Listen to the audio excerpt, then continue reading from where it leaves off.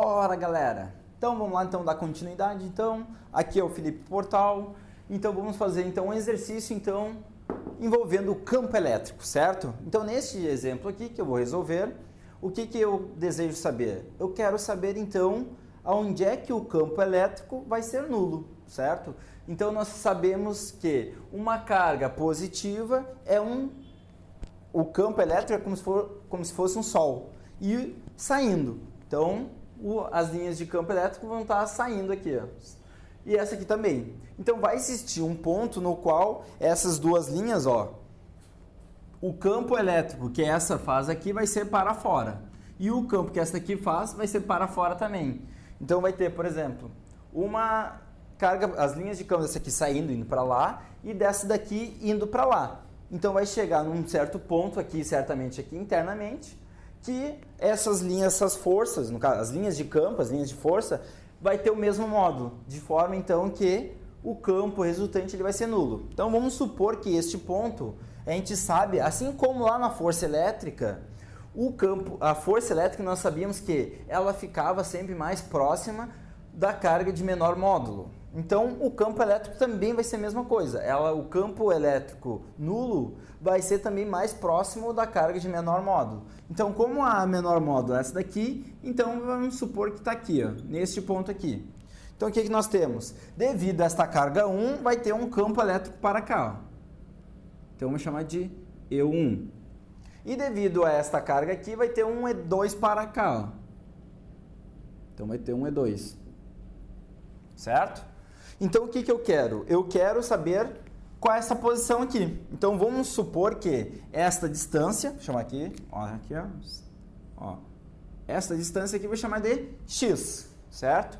E esta outra distância aqui, então, vai ser quanto? Se tudo vale 7, então essa distância aqui vai ser 7 menos x.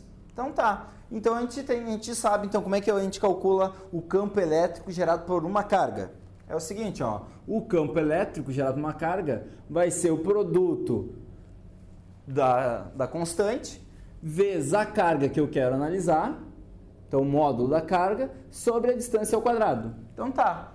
Então, por exemplo, devido à carga 1, qual vai ser o campo elétrico 1? O campo elétrico devido a 1 vai ser a constante, que neste caso aqui eu coloquei. Então, ó, então vai ser a constante, 9 vezes 10 na 9, vezes o quê? Vezes a carga 1, que nesse caso aqui vale 36 microcoulomb. Então a gente tem que lembrar lá, 36 microcoulomb. Então é micro 10 na menos 6. Então lá, vezes 10 na menos 6, dividido pela distância ao quadrado, ou seja, a distância da carga até o ponto no qual eu quero analisar. Até o x, que é o ponto, no caso eu estou dizendo que é neste ponto x aqui, o campo resultante é nulo. Então aqui vezes x quadrado. E vamos calcular o E2. O E2 vai ser a mesma coisa. Vai ser a constante, 9 vezes 10 na 9, vezes a carga, que nesse caso é a carga 2, vale 64 micro, então 64 vezes 10 na menos 6, dividido pela distância ao quadrado. A distância então vale 7 menos x ao quadrado. Então tá. Só que para que o campo resultante naquele ponto seja nulo, nós temos que ter, então, que estas forças aqui, ó, esse vetor campo elétrico aqui no caso, eles têm que ter o mesmo módulo, ou seja, o campo elétrico E1 naquele ponto tem que ter o mesmo módulo que E2. Então é como se fosse aqui assim, ó, ficasse como se fosse as forças, digamos, agindo ali. Então, para que ele seja nulo aqui nesse ponto, nós queremos o quê? O E1 tem que ser idêntico ou igual a E2. Então tá. Então a gente sabe que para que ele seja nulo, os módulos de E1 tem que ser igual ao módulo de E2. Então vamos pegar lá. Então eu tenho E1 e E2. Então vamos substituir ali. Então 9 vezes 10 na 9, vezes 36 vezes 10 na menos 6, dividido por x quadrado, tem que ser igual a 9 vezes 10 na 9, vezes 64 vezes 10 na menos 6, dividido por 7 menos x quadrado. Opa! Tudo ao quadrado aqui, ó. E daí agora sai aqui, ó. Isso aqui tomou farelo, ó. E esse 10 na menos 6 vai tomar farelo. Certo? Então tá, então vamos continuar aqui, ó. Dividir aqui. Então, ó, o que nos restou, então? Nos restou 36 sobre x quadrado tem que ser igual a 64 sobre 7 menos x ao quadrado. Então, tomem cuidado, que nessa parte aqui, muitas vezes, a gente observa que as pessoas vão lá e expande isso daqui. Mas não, ó, como a gente sabe que a distância é um valor positivo, então nós podemos fazer o quê? Tirar a raiz dos dois lados. Então, vou botar aqui, ó, mais apertadinho aqui. Então, vamos tirar a raiz dos dois lados, ó. Porque a gente sabe que esses valores aqui são valores positivos. Então, vai ficar lá, 36 é 6 sobre x, é igual ao quê? A 8 menos 7 menos x. Então tá, então multiplicando em cruz agora, então pegando esse cara aqui para lá e esse cara aqui para lá. Então multiplicando em cruz, então ó, vai ficar o quê? 6 vezes 7, né, ó, vai ficar 6 vezes 7 menos x é igual a 8x, certo? Então vai ficar o quê? 42 menos 6x é igual a 8x. Então, ó, passando o 6 para o outro lado, no caso, somando mais 6 dos dois lados, vai ficar 14. Então, vai ficar 42 é igual a 14x, certo? Então, eu posso simplificar aqui. Então, esse daqui dividindo por 2, 7. Esse daqui dividindo por 2, vai ficar 21.